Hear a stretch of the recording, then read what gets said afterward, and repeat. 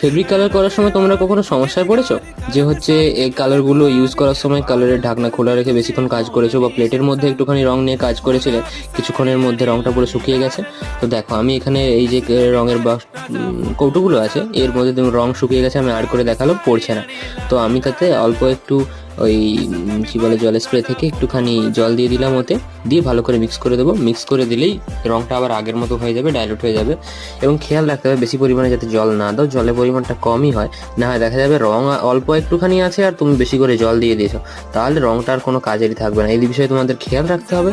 আর এরকম একটা ডান সাইডে আমার জলের স্প্রেটার মতো একটা জলের স্প্রে রাখবে, যখন কৌটোতে বা প্লেটের মধ্যে রংটা ঢালবে তখন প্রত্যেক 5-10 মিনিটে একবার করে হালকা করে স্প্রে করে দেবে, যাতে কি হয়, যাতে হচ্ছে ওই রংটা তাড়াতাড়ি শুকিয়ে না যায়। তাহলে বেশ অনেকক্ষণ ধরে তোমরা এই রংটার উপরে ফেব্রিক কালারের উপরে কাজ করতে পারবে।